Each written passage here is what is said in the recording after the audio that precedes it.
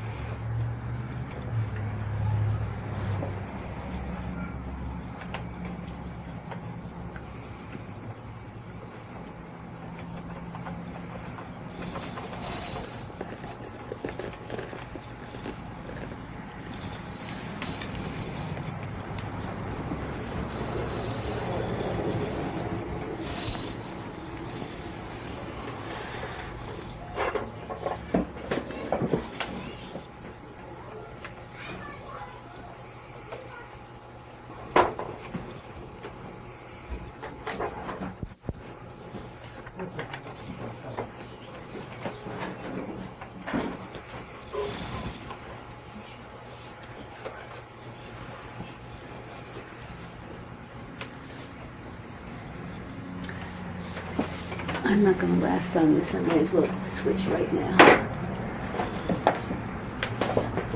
Do you like a rocking chair? No, actually not. Two minutes real quickly. But, how about a folding chair? Okay. What I'm doing now.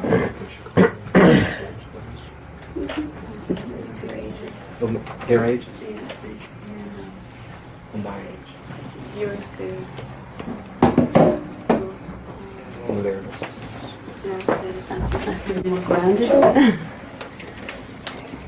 That could be pulled over. I see your face against the light. Now, not all the way. Because it gets very dark for the camera now. Just pull one. One would be all right. The answer It's in the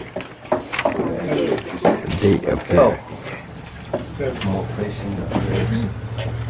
You can see you better.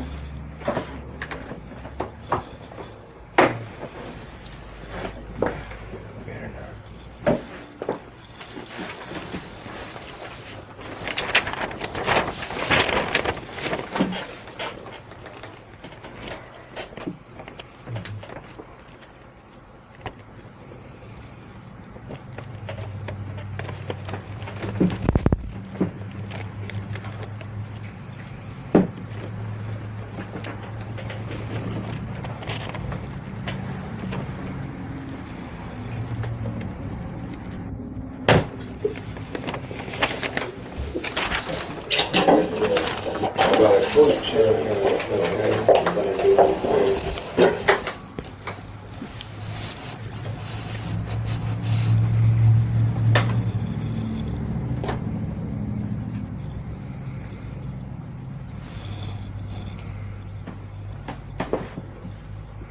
The first thing I'd like to say is that I work on the assumption that you function at a conscious level and also at an unconscious level. By the conscious level of functioning, I mean that while you are here for the purpose of listening to me and learning, you're going to divide your attention and pay attention to the rugs, the bookcases, the pictures on the wall, presence of others. You'll note the color purple. Everything that's irrelevant to the instruction you're going to be given. In other words, consciously, you're oriented to your surroundings.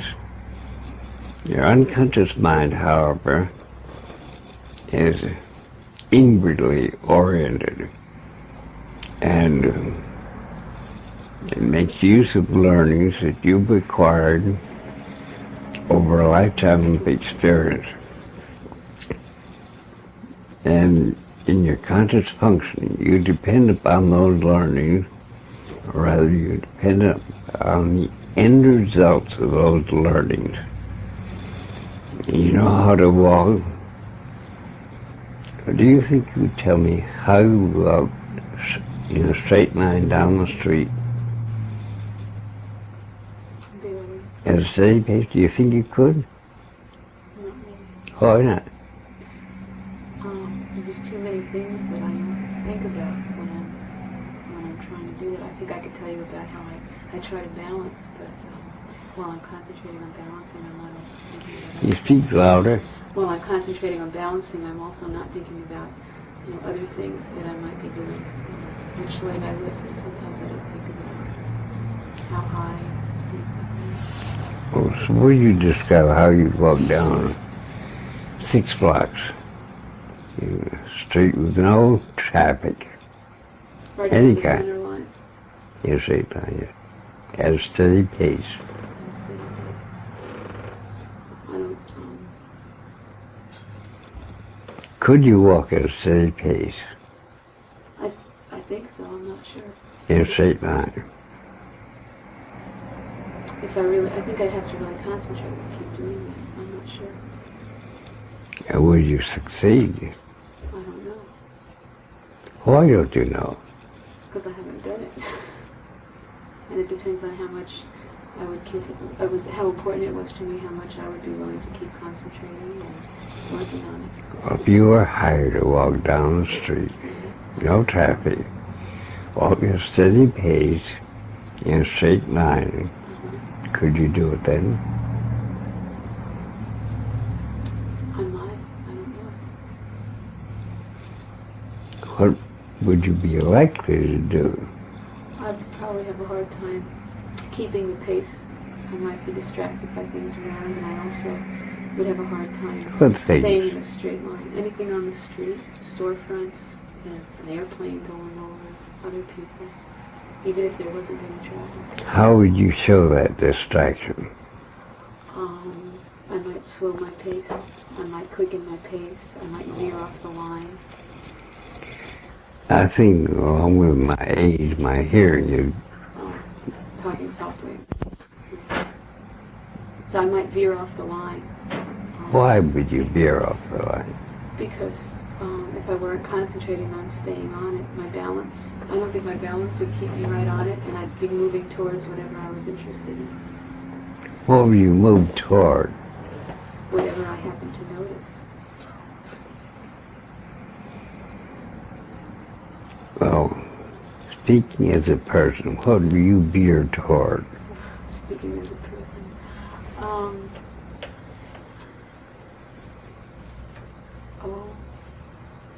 Could be other people. I said no traffic. No people traffic either. No. Could be a shop window. Could be a picture. Could be even a street sign. Because I'd probably be prone to read the signs. And I might very easily move towards that. How long would it take to read a street sign? Not very long.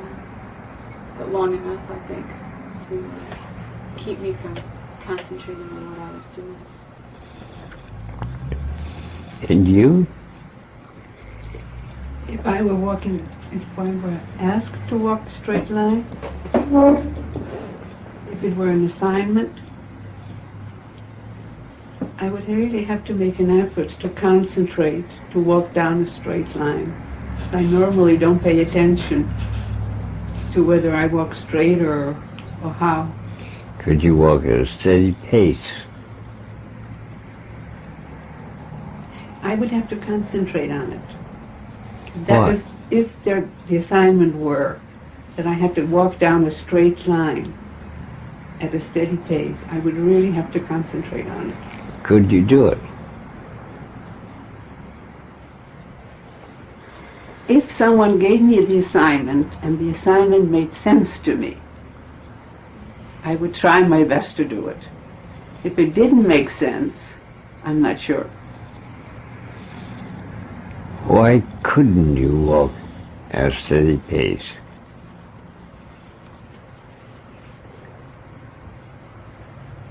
Why couldn't I? Mechanically or as a person? As a person.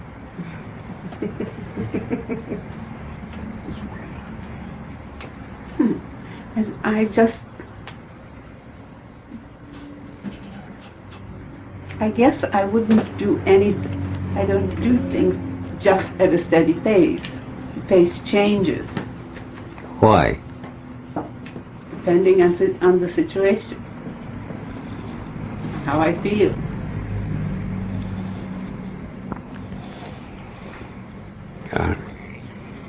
Anybody walking down the street is going to pause, slow down, approaching an intersection. That's right. At what distance from the curb that occur?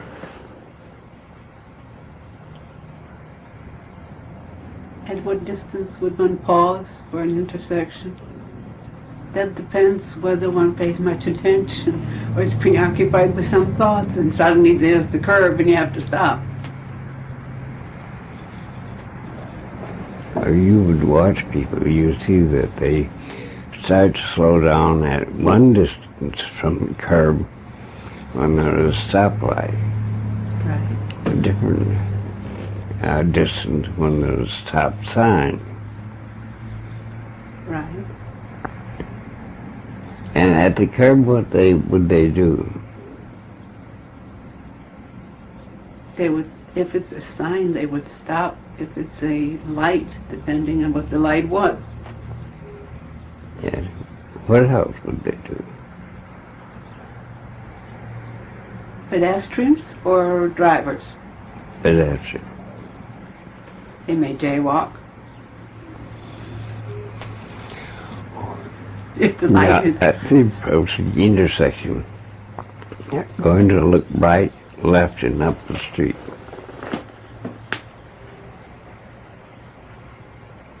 Yes. Automatically, without thinking about it. Without noting that they did that. Now, what building would you automatically slow down? You, every man, every woman, every boy, every girl, slow down in passing. Yes. What building? Corner building? You don't know, isn't that right? That's right. You know, nobody can walk past a bakery without slowing down.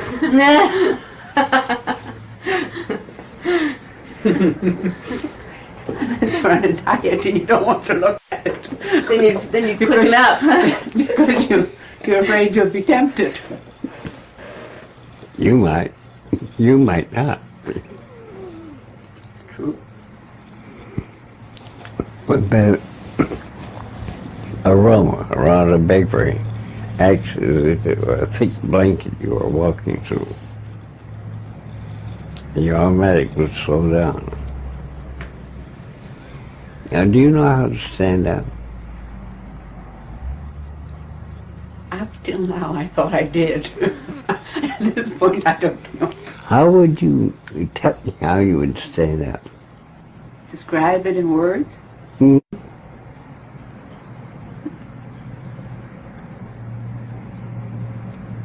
guess I might say in this position, I might lean on my hands and get up. Let's see. I beg your pardon? Let's see if you will. Oh, no. You moved your hands back, didn't you? That's right. You didn't lean out. Well, isn't that leaning? I That's a missed. backward movement of the hand. That's right. Then that's powered by pushing down, isn't it? That's right. And a leaning forward, isn't it? That's right. Why do you omit all those? Let's say I'll press down my hands. Yes. I omitted it because I guess I'm not as perceptive to all the minute details that go into getting up. How did you learn to stand up? I can't recall. Do you know how you learned to stand up? I don't know for me, but I just remember my son learning to stand up. How? Well, he had been he'd been kneeling, crawling for a long time, and he would gradually push on it. He would be down in his squatting position, and it seemed like he just pressed really hard, and for a long time he would kind of balance in a crouch, and gradually it seemed like he was able to move the upper part of his body and his behind together to get into a vertical position, and he could just barely hold that for a minute, and then he'd go over again. And he would just kind of keep checking on different parts of his body. Do you have a pipe can for your son? No.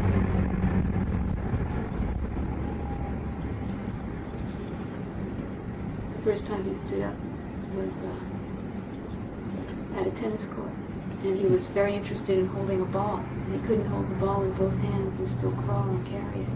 And so he just reached, and he was so busy, I think, looking at the ball, he just kind of almost pulled himself up with the ball, and he was standing upright. And then he just went flat over. You're holding the ball with one hand. What was he doing with the He other? was holding the ball with both hands. And he stood himself up from his legs, and he would use his hands at all. How do you learn to creep? How did he learn to creep?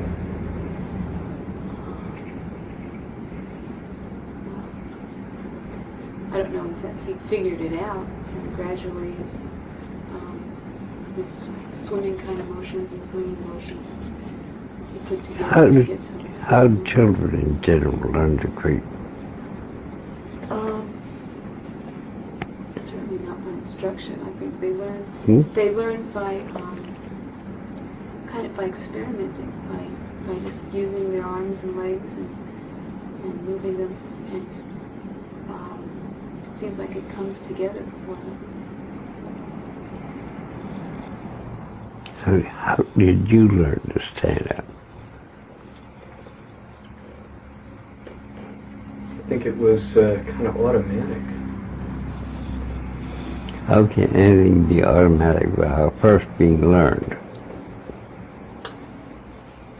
The motions that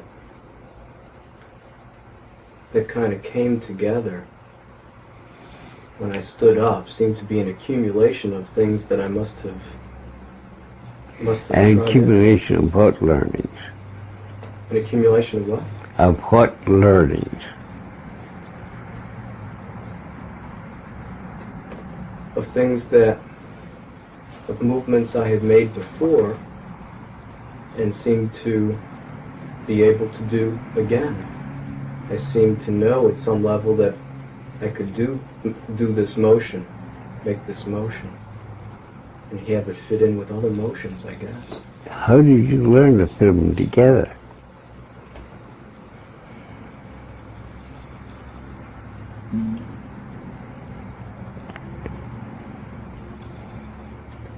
Well, perhaps I tried different combinations until I found the one that worked, and then What were the combinations? What were the combinations? What were the elements of the combination?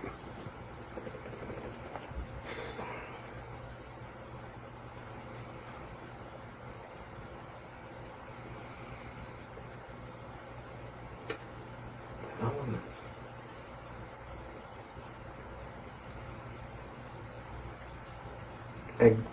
My mind keeps thinking to a certain desire that I had. And the desire seemed to call forth certain movements. You think Bride gave a correct statement about her child learning to stand up? You think she described it accurately?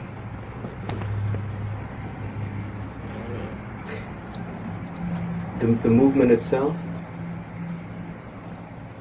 Well, when I heard her describe her child's desire to hold the ball and move at the same time, and have his holding the ball in both hands in front of him seemed to pull him up. I kind of, is that what you said? I kind of thought of the desire of his, the desire he had for what he wanted to do, kind of. Sit down on the floor. Sit on the floor.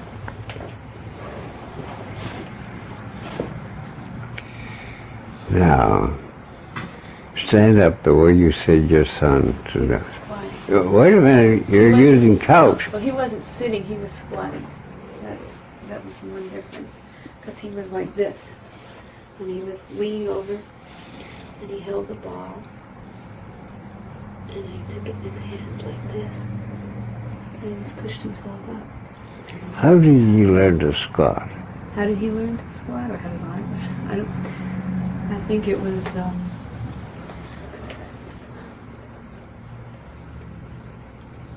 just something that he did. I mean, in terms of how he learned, it's hard to say. Were there any chairs in the room? Yeah, but they were way too big for him, Yes. and he was on the floor.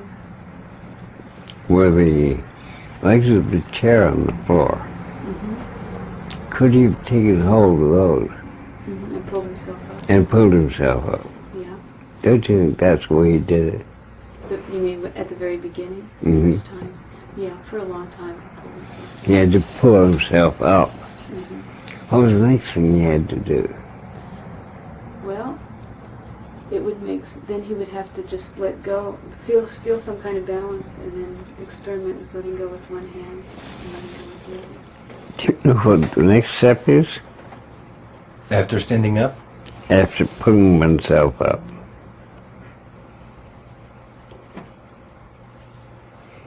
The next step I would say is keeping yourself balanced, not to fall over again. Every little child has to learn how they can keep their knees straight. Yeah, that's a hard job. Learn to keep the knees straight, because the knees bend. The child sits down. Finally learns to keep both knees straight. It still sits down because it isn't aware of the pelvis and the hips bending. It has to correlate the straight knees with the straight pelvis. And then what's the next step?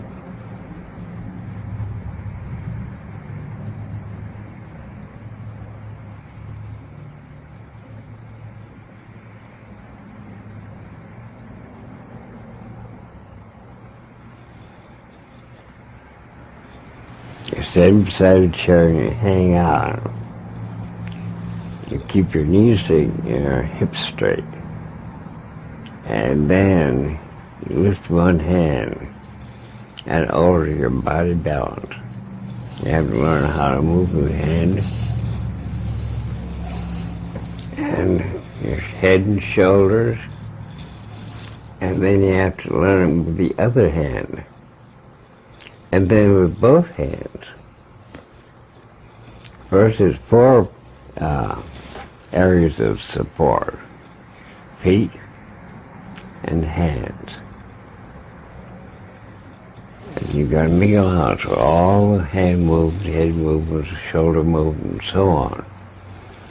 And you have to learn to keep your knees straight no matter where your head is moving or where your hands are moving. You have to keep your hips straight. And then you stand there. It's very difficult. How do you shift your balance from 2 feet to 1 foot? That's quite a hard job.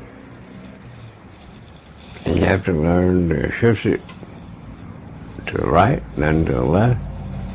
And when you move 1 foot forward, you alter your body balance very greatly. You have to learn a new body balance. And usually the child starts out by moving 1 foot forward. That seems to be all right. Repeats that. That doesn't seem to be quite so good. And then the third time, the same foot move forward. Knees give way, your hips give way. Takes a long time to learn to alternate your feet. Now, show us with your hands only how you tie your shoestrings. Is it with my shoestrings or just like this? With just your hands.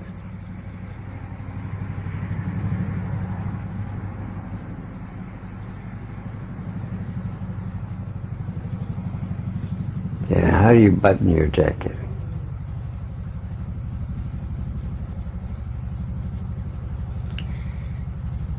Which thumb do you put through the buttonhole? Or which finger? I think I push through with my right thumb. People learn certain things. Do you know which sock you put on first?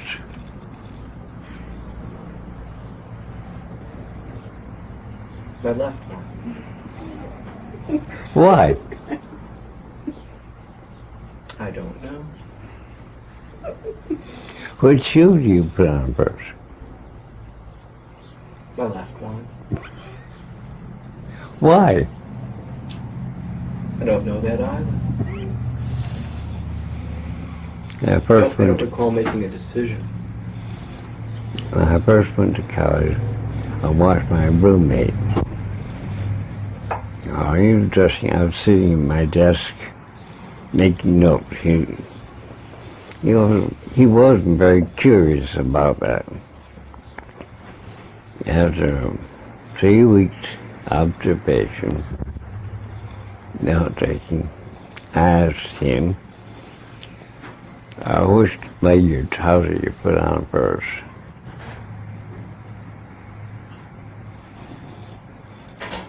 He didn't really know. He didn't know he always put on his left side first, and his right shoe first.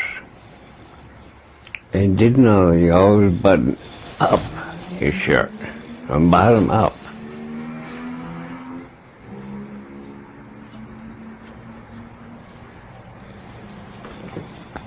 We form patterns of habit, and we constrict ourselves very much. Walk down the street, a fat man on a dodge hurries past a restaurant. A hungry man, even though it isn't time to eat, slows down. A woman veers toward the jewelry window. A man veers toward a sporting goods window. It was a different place. I learned something about that when my city cousin came to the farm. She didn't know how to walk over the ground. She really didn't know how. And I discovered you have difficulty walking on pavement. I could walk across a newly plowed field with great speed. My poor cousin had difficulty.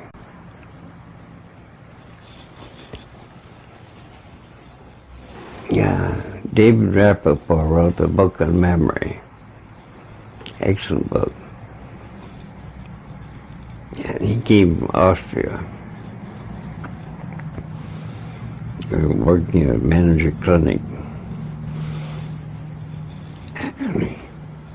I watched him eating, and why do you hold your fork?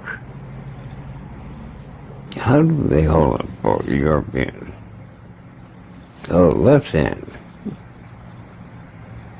Americans hold it right hand. Ask Dave how long it would be before he could learn to eat like an American.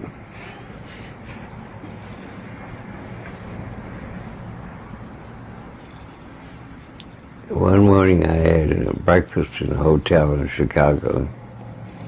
I was lecturing there on hypnosis. A Chicago doctor joined me at breakfast. I noticed a look of pain on his face when I broke my slice of toast in half and buttered one half and ate it. I picked up the other and he said, "Well, haven't you ever learned table manners?" I want to know what that meant. And he explained to me, "Eric, cut your slice of toast into quarters. You butter each quarter separately. You butter a quarter, eat it, and then you butter another quarter and eat it." Well, the next morning I buttered the whole slice. And he really suffered. I broke it into thirds. He really suffered. We all learn certain routine, limited, constricted ways of doing things.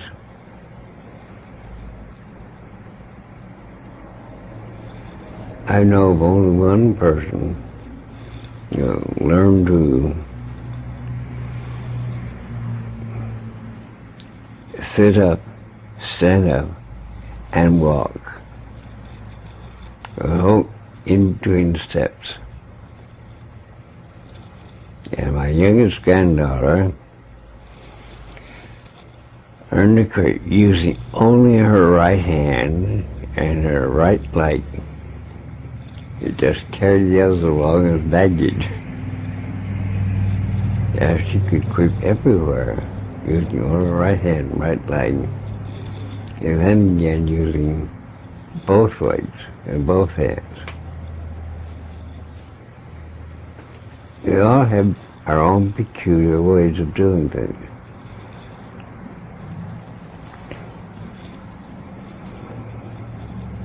Now, consciously you use the end result of your learnings. You learn to talk baby talk. First you learn to make crying noises. And you learn to make crying noises and told your mother, "I'm cold, I'm wet, I'm hungry, I don't feel well, I want to be cuddled." There'll be different cries. Then you learn to you recognize that people made noises, and you began imitating that. Finally you reach a stage where you say, "Dink wawa." And your parents knew you meant a drink of water. It took you a long time to realize that dink wawa wasn't really a drink of water. And how did you learn to say words? A child learning to read sounds out the sound. Mother, mother. And now you talk all day long without ever once thinking about the sound, without paying attention to how many syllables are in a word. It took you a long time to learn verbs, nouns, adjectives, adverbs. I see it. It took you a long time to learn to say I saw it. I see it, I seen it.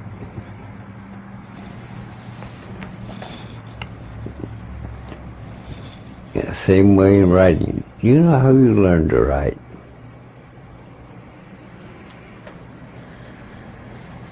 Can you imitate that? How I learn?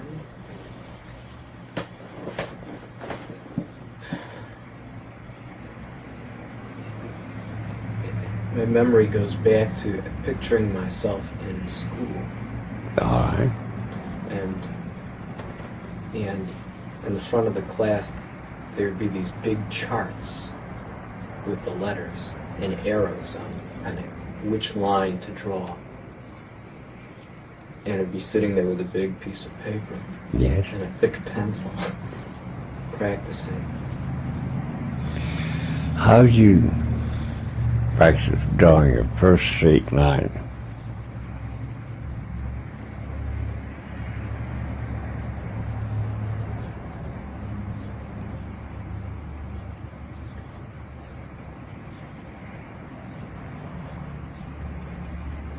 I guess I made some kind of a mark on a paper, and I must have had the image in my mind of what I wanted it to look like, that I wanted it to look straight and not have bumps and wiggles on it.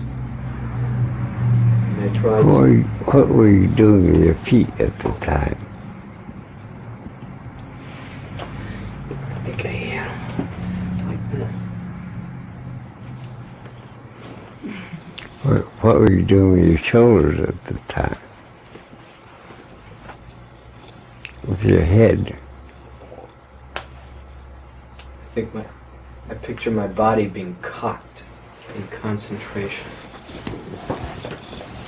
And grimacing. And what? And grimacing.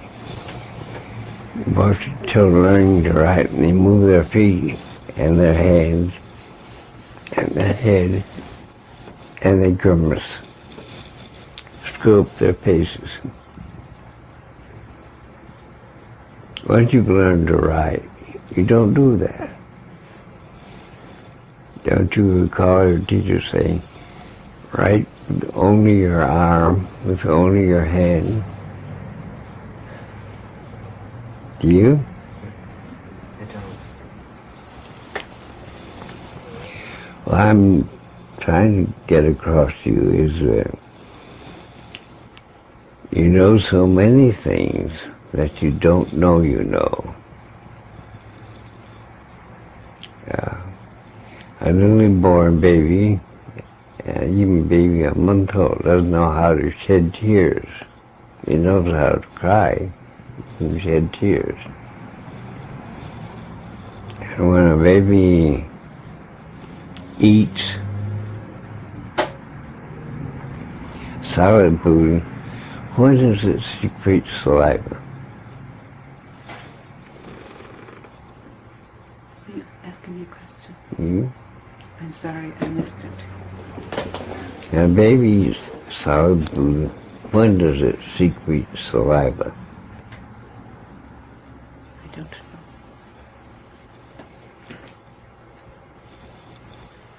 know. Mother?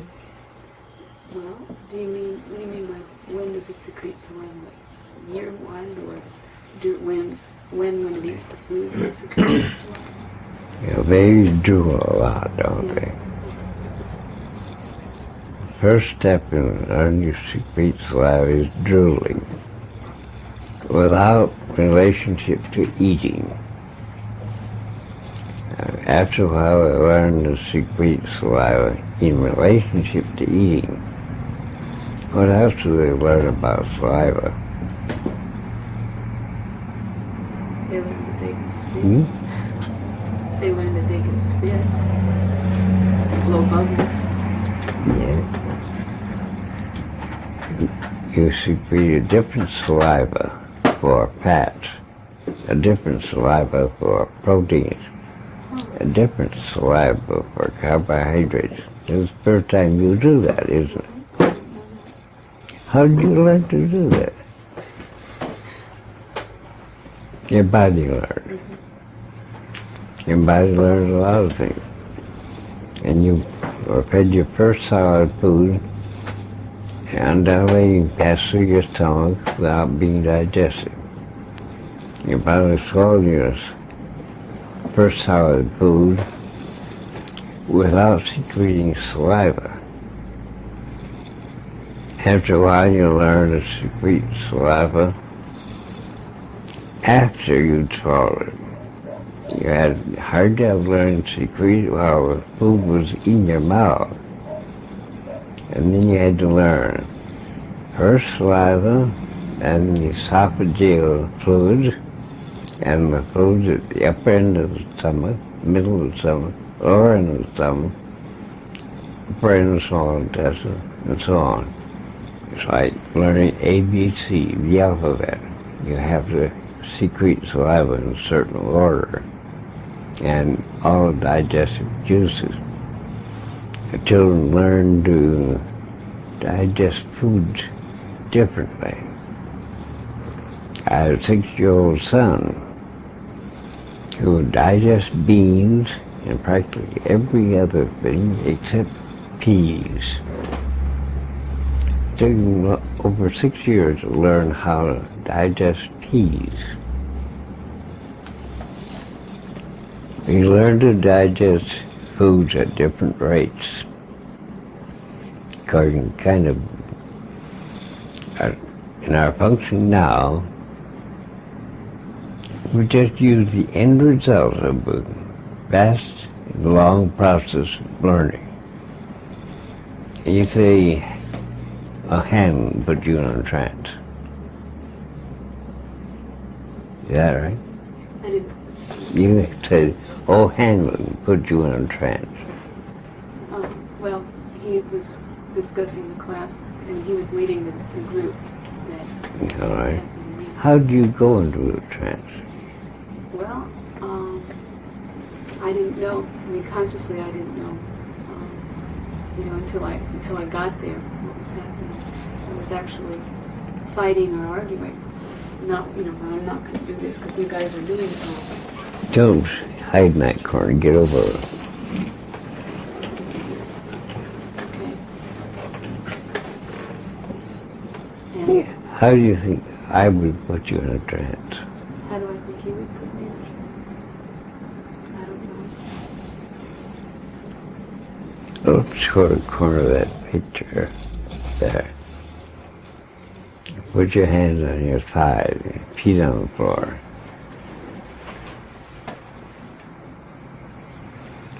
Just look toward that one corner. Don't move. Don't talk. I'm going to remind you of the time you first learned to write the letters of the alphabet. It seemed to be a terribly difficult job. All those different letters, different forms, different shapes. And all those letters are printed letters, or written letters, or capital letters, small letters. Slowly and gradually you learn to form a visual mental image which you located somewhere in your brain. And you didn't know you were locating it in your brain. And you didn't know you were locating it there permanently. Now, I've been talking to you. You change your rate of respiration. Your heart rate is altered. Your blood pressure is altered. Your muscle tones has changed. Your motor reflexes have changed. And when next I say the word now, you'll close your eyes now. And you're feeling very self-conscious.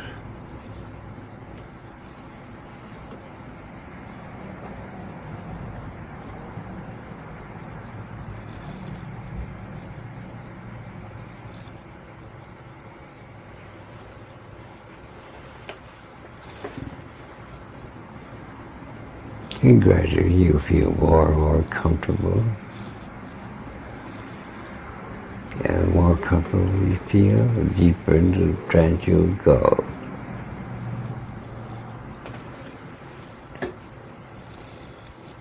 You can go as deeply in the trance as you wish.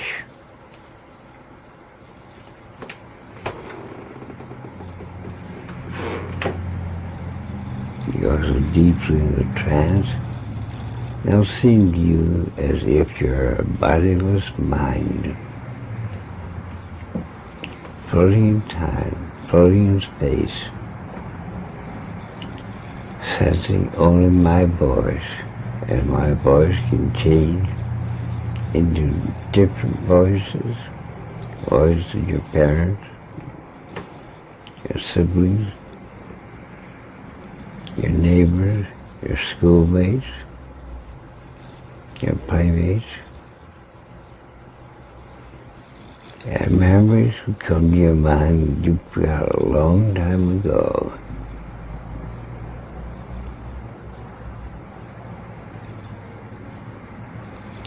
And you may even find yourself sitting in a schoolroom, looking at a lesson, or looking at a schoolmate.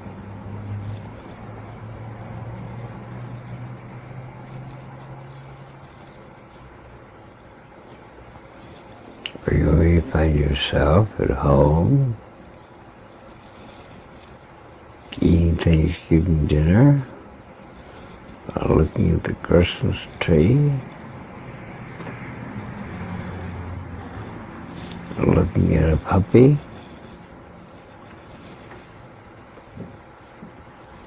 or someone long ago.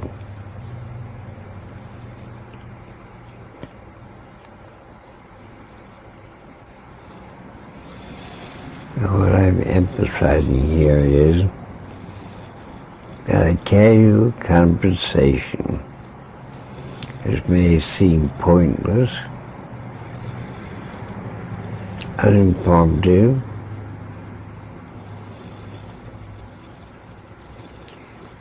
not well organized, can create a climate in which a trance can be induced.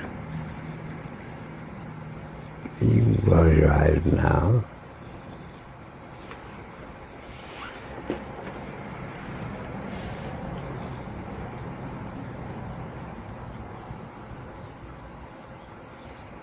And you can close your eyes now.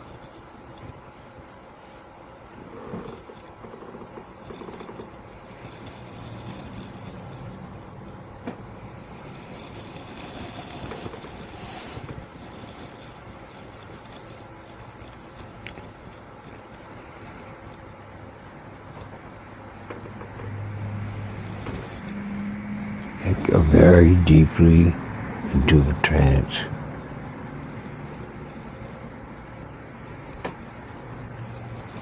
Sensing my voice, which may change into the voice of siblings, neighbors, parents, schoolmates, playmates.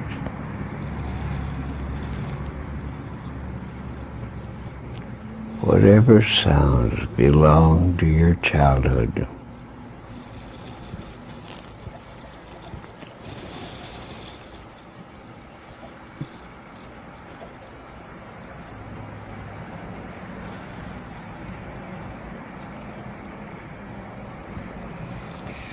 I'd like to have you enjoy being in a trance. Enjoy memories.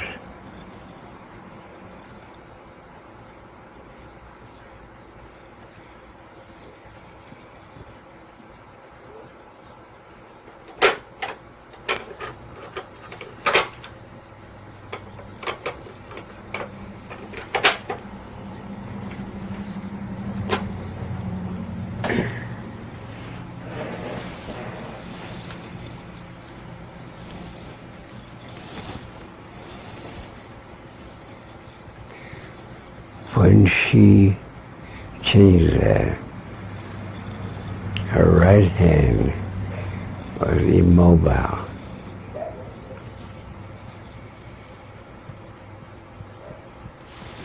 Did you notice that? Yeah, I saw it in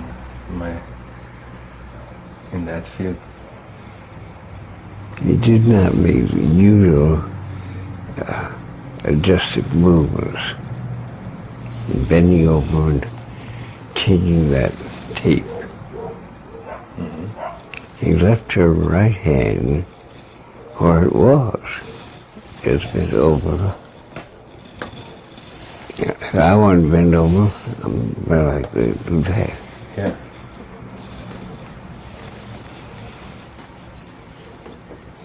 Do you know if you're in a trance? I know that I was in a trance.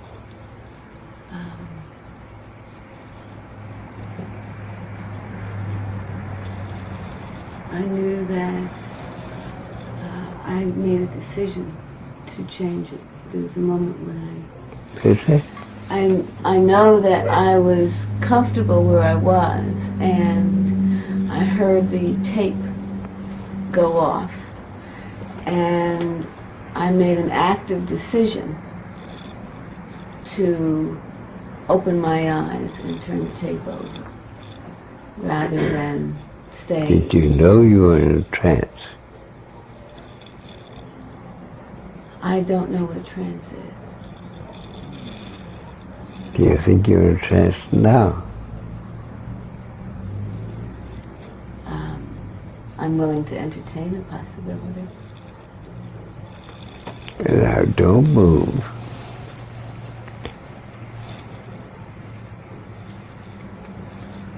Just sit there and wait. Ordinarily, we nod the head this way. We mean yes. And shake our head from side to side. We mean no. I'm going to ask you a question, which can be answered by either a nod of the head or a shake of the head. But you wait, and wait until your head does the moving. You don't do it. You wait for your head. Are you in a trance?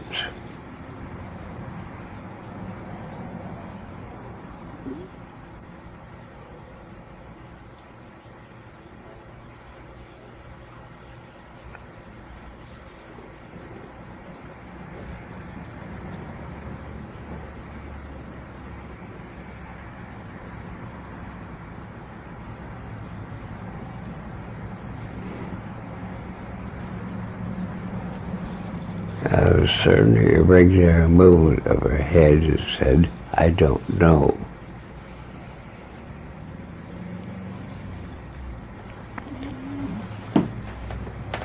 Now she's beginning to nod her head yes.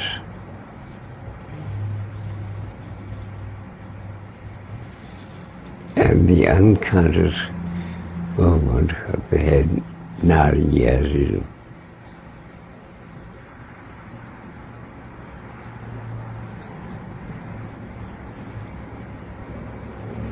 is characterized by perseveration.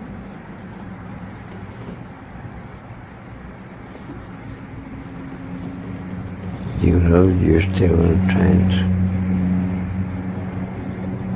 As a conscious nodding your head. Wait and see what your head does.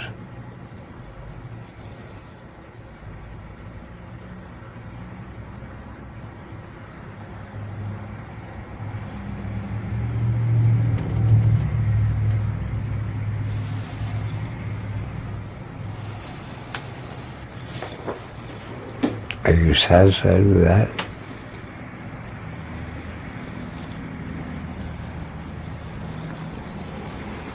Now she's obviously in a trance. A loss of mobility. The important thing in inducing a trance is to be utterly confident that the person can go into a trance. Because everybody can go. And if you're utterly confident, fully expectant, confidence, expectation are the most powerful forces. I'll give you an illustration of the meaningfulness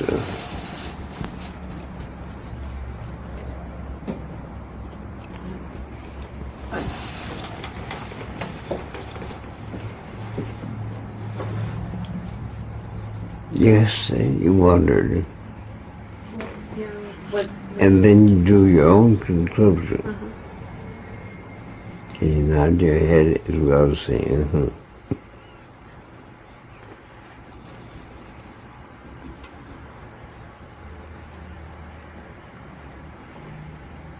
You don't know it. You apparently are not going to let yourself know it. Is that? Know what? That you can go into a trance. I never experienced it, so I can't tell. But I expect I can. You have an unrecognized objection to knowing that you can go into a trance. If it's unrecognized, then it's possible I do have it.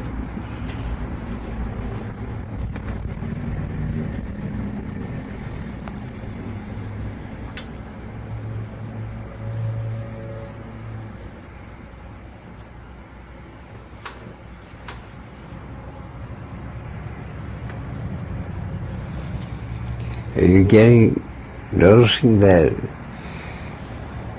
nodding the head she does?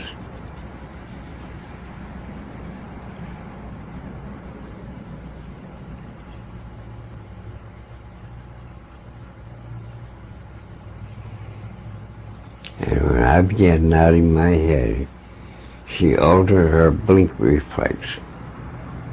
That's correct.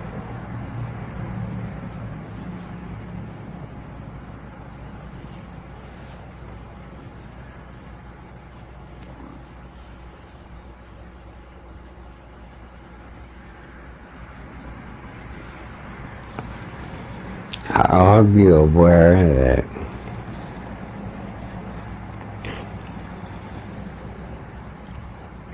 as an occupational hazard working at the airport,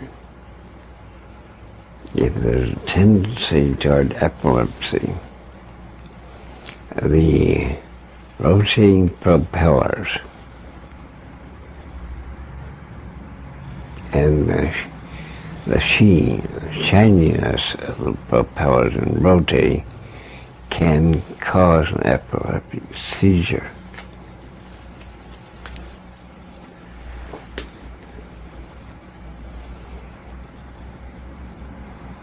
Because in your response, you make so many responses to the rotation propeller, you only get a tragic glimpse.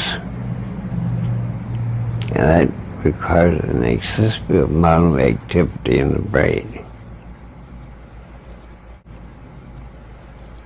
It overcharges that area of your brain. You have an epileptic seizure.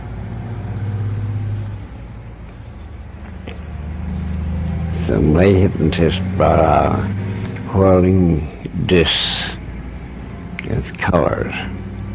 They could alternate the speed of change the speed of those rotating discs, and they cause epileptic seizures sometimes in their subjects.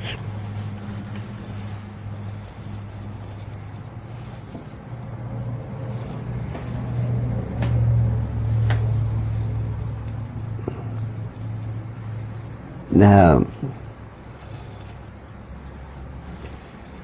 how many of you are aware of the fact you're not hearing street sounds?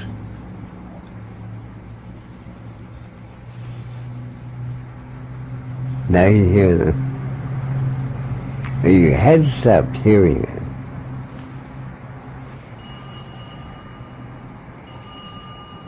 And now you're going to be very acutely aware of sounds for a while.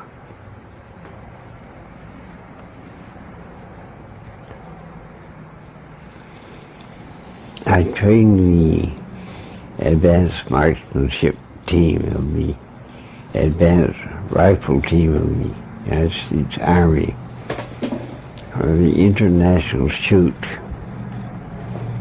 1 year. Now, I don't know anything about a rifle. I know which is the stock end of a rifle and which is the muzzle end. I coach the team getting interested in hypnosis as a training measure. And I got invited down to Fort Bennington to train the team. How do you think I would train a team for marksmanship for an international shoot?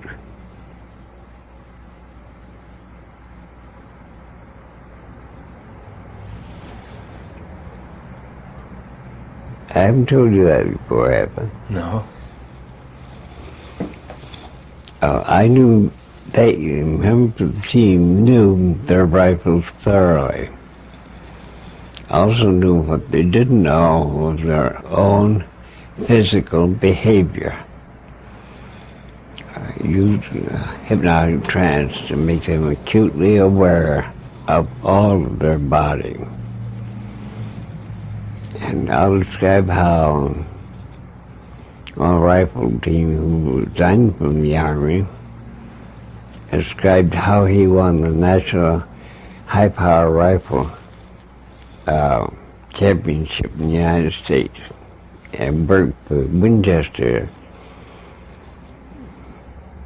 Rifle Company for a couple of years, going around the country giving exhibition demonstrations of shooting. Lieutenant Edwin, his nickname was Piggy. Piggy visited us and said, "Where I won the national championship was this. First, I let the sole of my feet fit on the ground. And then I saw that my ankles were very comfortable. The calves of my legs became comfortable. My knees became comfortable. My body became comfortable. Left hand holding the rifle barrel was comfortable. I felt the stock against my shoulder, feeling very comfortable. Then I carefully put my cheek against the stock and waving gun sight up and down across the target. And when everything felt perfectly comfortable and my teeth came together just exactly right, I squeezed the trigger. The additional thing is that in a rifle marksmanship contest, each contestant shoots 40 rounds. Getting the first bullseye is not very difficult, or getting the second. You know, you've got 9 when you get the 10th. You've got 19 when you get the 20th. You've got 29 when you get the 30th. You got 32, 33, 34, 35, 36, 37, 30, 39. When you make it, it's the last 40th time. So what I taught them was, every time they squeeze the trigger, to forget that they squeeze the trigger. And they have to be taught, you've shot your 40 rounds. They think it's just getting ready for the second shot.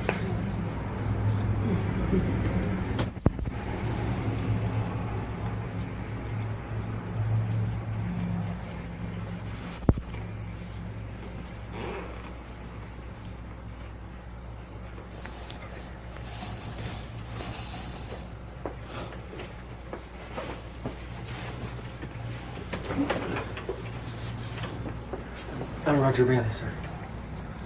From where? San Diego. What knowledge do you have of hypnosis? Well, I've read a couple of your books and studied with Harold Greenwald at USIU, and then I've been studying on my own doing hypnosis with patients in my private practice. And you know Joe Barber? Hmm? You know Joe Barber? No, I don't. Greenwald? Yeah. Greenwald, yeah. Who else? Oh, dear. Who else am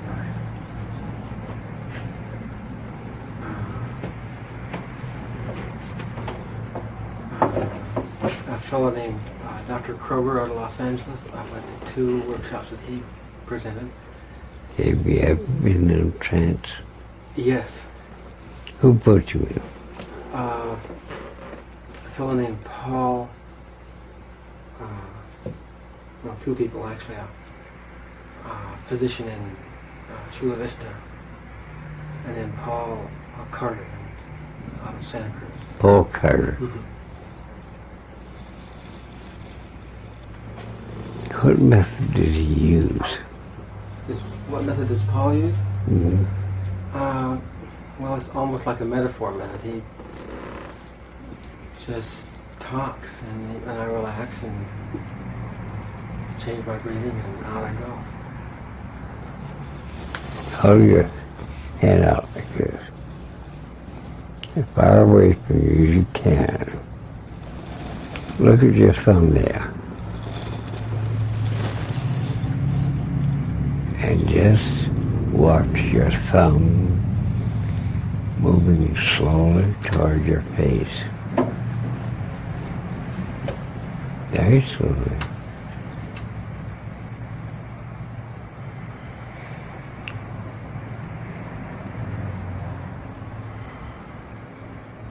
Don't move any.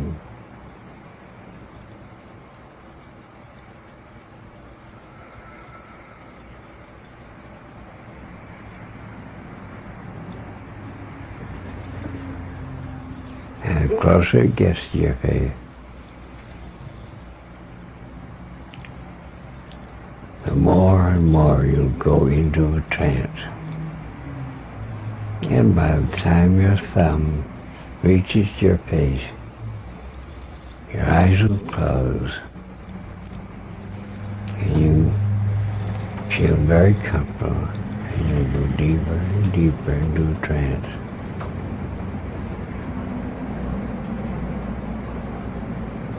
Your eyes may close even sooner.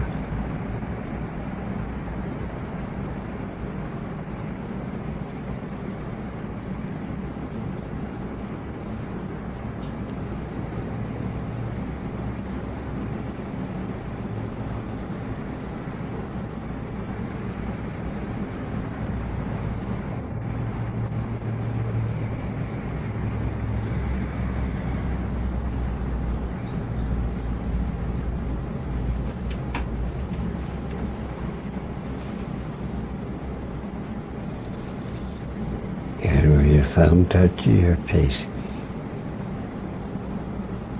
you'll discover something.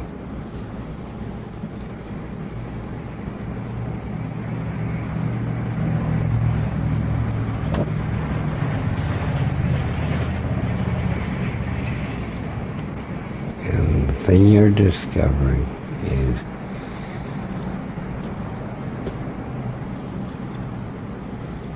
you're very comfortable, going deeper and deeper in trance.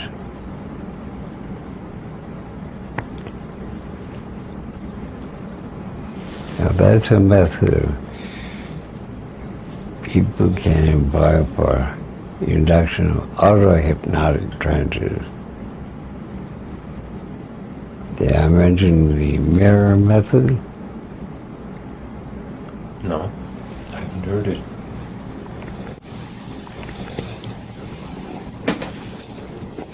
Many years ago, in the 1950s, I was giving a lecture on hypnosis at a seminar.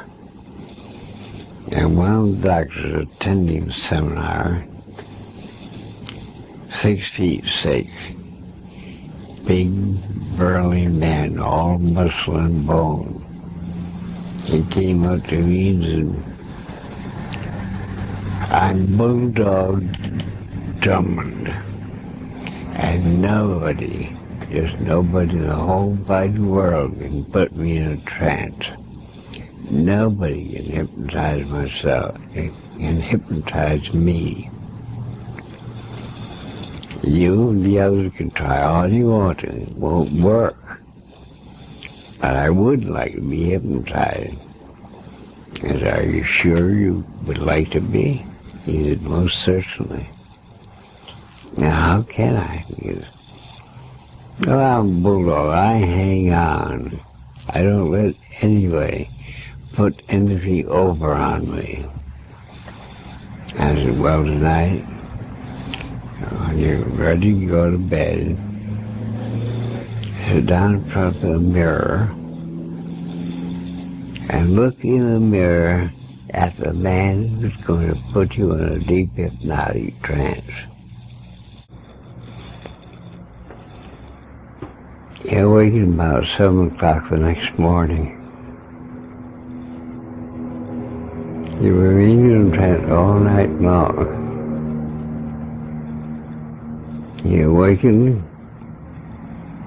He said, if I had known I was going to go into a trance, I would have got into a more comfortable position.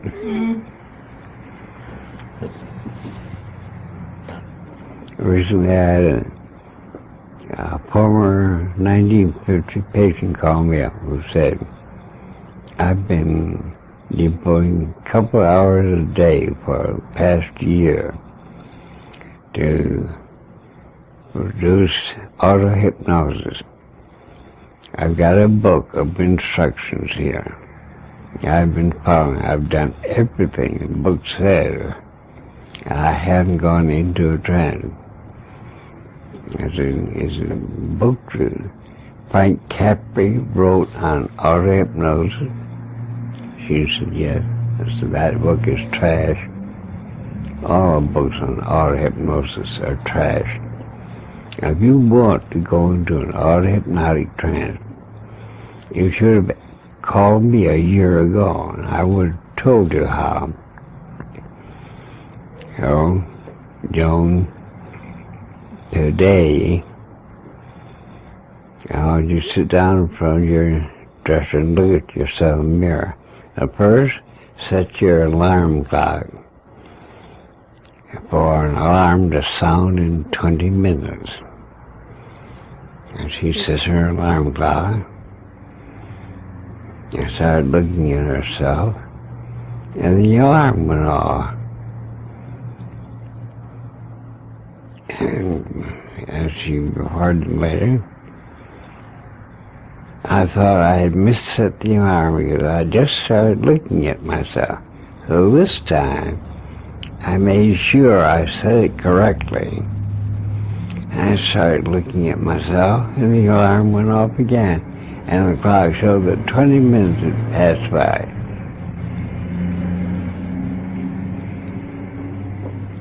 Too many people say, now relax. Relax yourself, relax your ankles, your knees, your muscles, your thighs, muscles of your body. All you're doing then is you're consciously telling yourself what to do consciously. You look in the mirror and let your unconscious mind take over. Just blank your mind.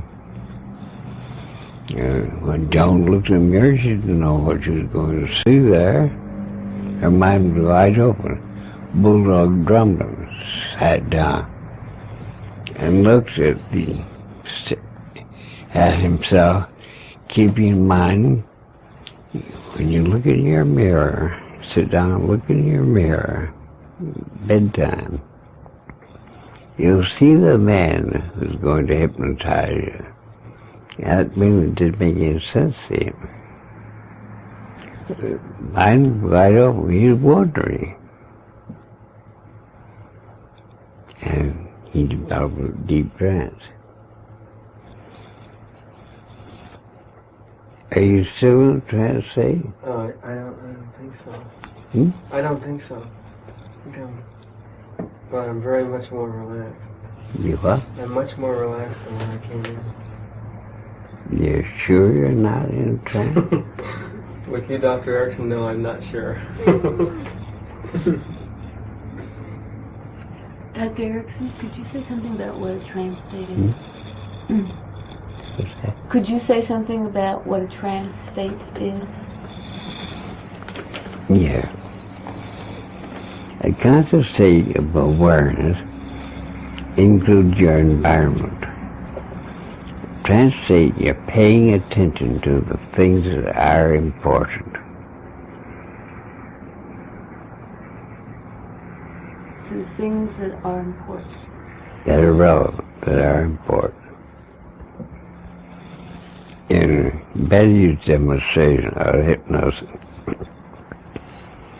she was able to describe the changes in the various sensory levels, areas. And when she's in the trance, I asked her to see the McTears. Her professor of psychology was Francis McTeer. From Florida. They've now moved from Detroit to Florida. And she saw Francis and his wife. He wasn't seeing anything else, just some tears.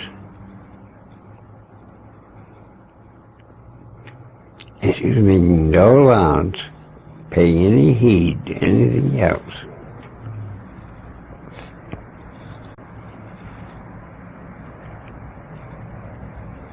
And apparently they told her they moved to Florida.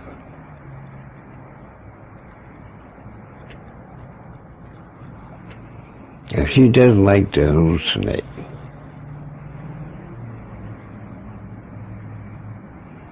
I caught her unawares. She has no hard feelings about that. It's amusing. And do you know how she remembers in a trance? Do you remember how she went into a trance?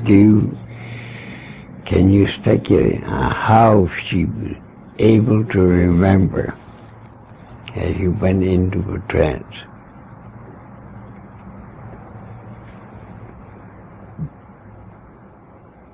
How she was able or how I was able? How she was able to remember.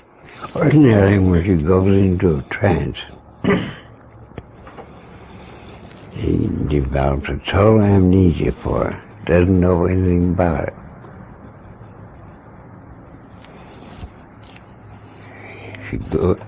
Here she is in conscious state, conscious awareness. Goes into a trance, and here's the trance state. When she awakens, she's back here.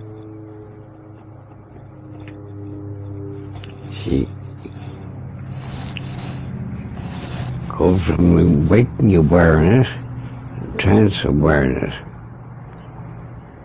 And when she awakens, she's back where she left off at conscious awareness.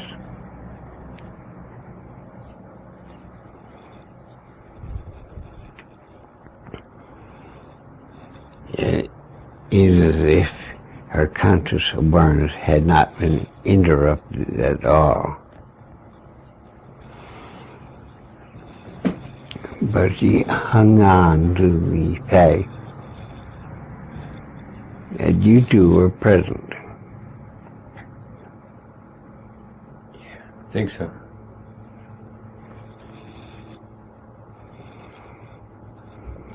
And while in the house there, she said, were the Germans satisfied?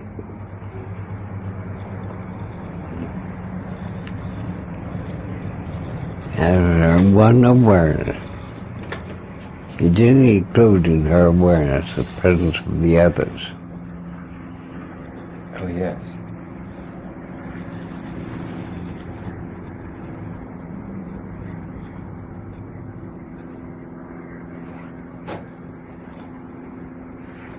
I wonder why you're here.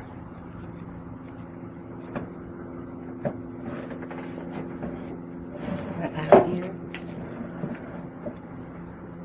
Came to see you. And you also do more than see me. I listen to you. I observe. I listen to you. Observe. Try to observe what you're doing. How.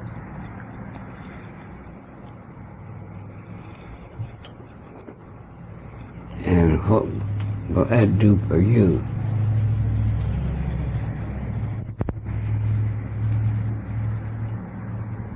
What will what do for me? Observe and see how I do things.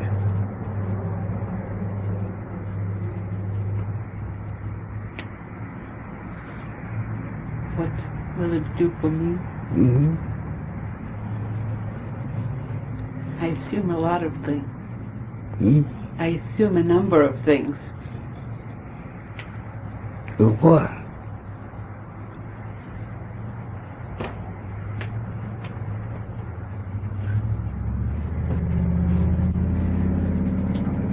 I assume I'll learn a number of things. You Boston. Mark Spitz. You know the name, do you not? Mark Spitz, yes, the swimmer. Mm-hmm. You can watch him for a whole year and you won't learn a thing about swimming. That's why I don't go to see Mark Spitz. To learn to swim, you have to get into the water. That's right. And why are you staying out of the water? You're avoiding all knowledge of your hypnotic responses. Why?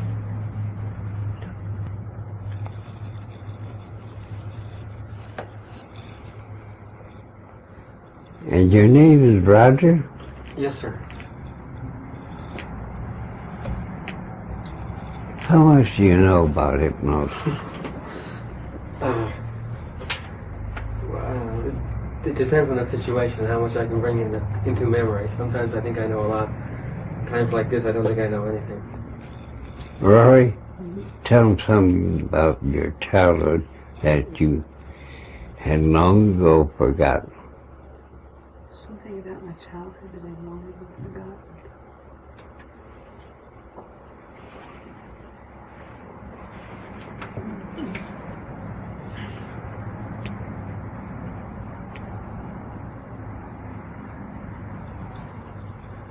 What memories came to you in the trance state? What memory came through? I just envisioned a Christmas tree. Hmm? I envisioned a Christmas tree in the basement of the house that my parents lived in. How long since you thought about that Christmas?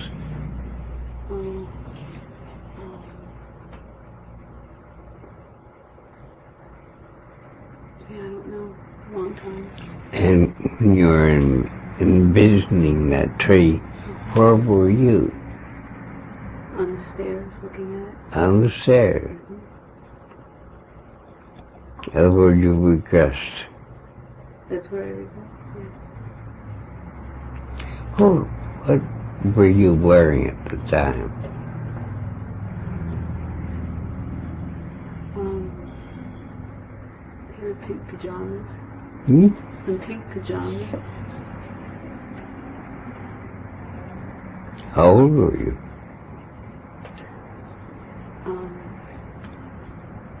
The number 8 comes to mind, but I don't know if that's right or not. You wore pink pajamas when you were 8 years old. Yeah. I wouldn't be surprised. Is that? I wouldn't be the least bit surprised. Look. Good. Very remote memories came to your mind. I remembered how when I was younger, I shared a bedroom with my younger brother, and that rather regularly he would climb into bed with me sometime during the night, and we'd sleep together, and that felt real good. I remember how good it felt to have him close to me. And how old were you then? I was just thinking about that when you asked her. I was thinking around 12 or 13. And when you were recalling a memory, where were you? What I pictured was the bedroom, and my brother and I in bed. And did you feel the bed? No, I felt him more than Oh, I felt him. the bed. Yeah. And what did you do? I had a couple of memories. One was having a big family dinner in the living room of the three-room apartment that I grew up in with my parents. And that was also that was where I slept. I slept on the couch. And at night, the cars would go by, and I would watch the patterns as the light would go across the wall and then disappear until another car would come and it would light up. And where you see that light pattern? Uh-huh. How old were you at the time? I was about 8. How did it feel? I have some sadness about it. Hmm? I have some sadness about it. I just have that kind of memory of being all alone there in the living room.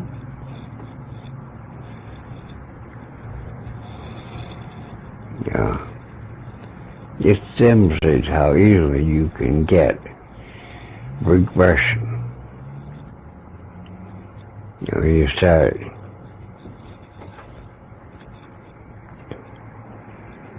just watch Roger.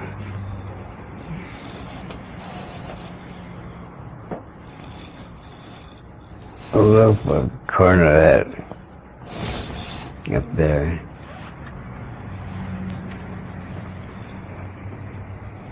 Don't move, don't talk. And I'm going to remind you about the time we're going to school and first learning to write the letters of the alphabet.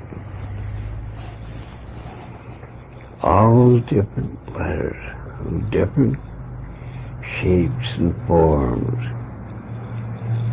So many letters, and so many different kinds of letters. Printed letters,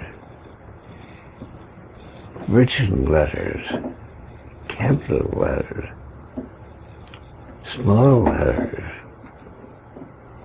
And you cross the I and dot the T, and where you put the circle on the end of that short straight line for a B, for a D, for a P.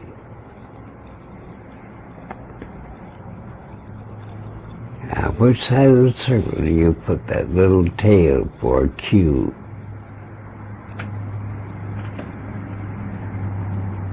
And do you cross a T at the very top, or a little bit down? It's put to right, isn't it? Are you a big boy? Uh-huh.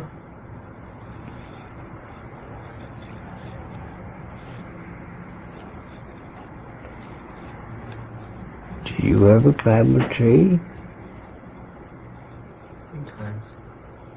Brother climbs better than I do. So I use a watch. How old are you?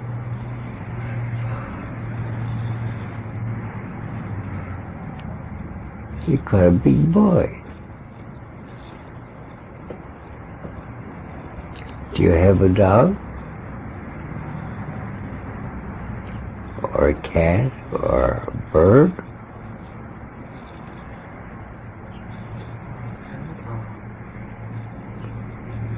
I once had a pet dove. I like my dove very much. And what is your name? It's Roger. Do you know my name?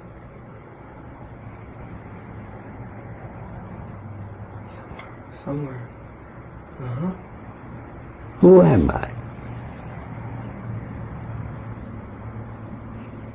Dr. Erickson.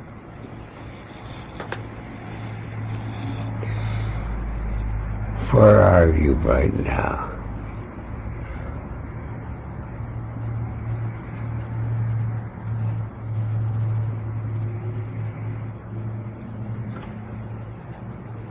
Two places. What's that? Two places. I'm standing in a yard, looking at a tree, and yet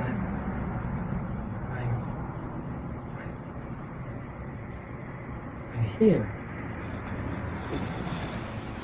There's your double orientation. I brought about that double orientation by asking all the wrong questions. I could have followed along on just questions relating to the 5th year of life. I'd been all right. When as soon as he knew my name, I then forced him into another orientation. He's still oriented to the age of 5 and still oriented to me, but it took him a long time to get oriented to me. It was quite a process, a mental process he went through to get into 2 different places. Our regression isn't so difficult to achieve, but you have to watch your questions and see to it whatever you say is in keeping with the regression that you elicit.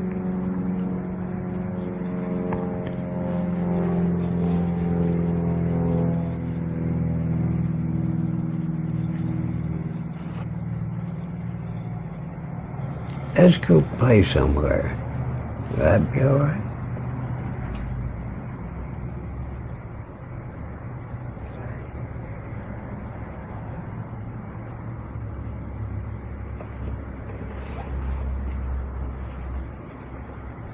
What shall we play with?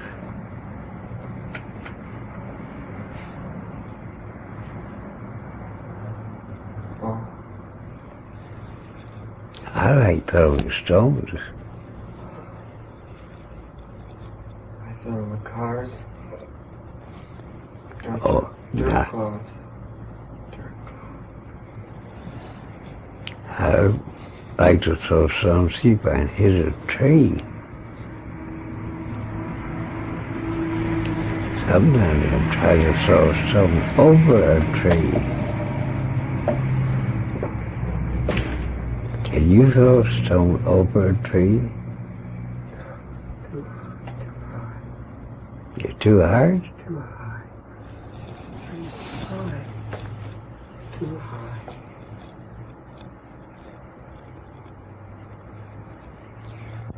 high. Wake up remembering everything.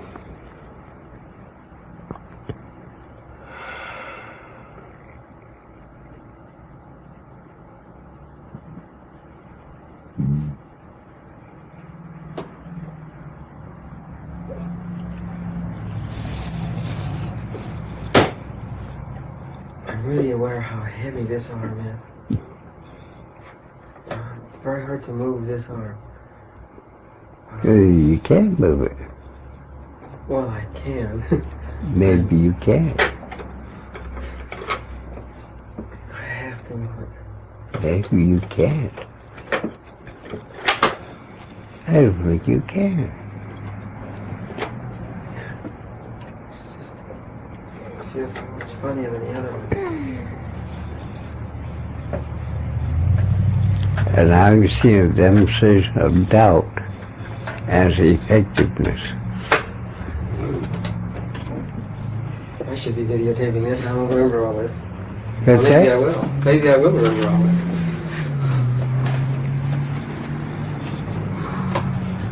And did I tell you about the nurse at Boston State Hospital?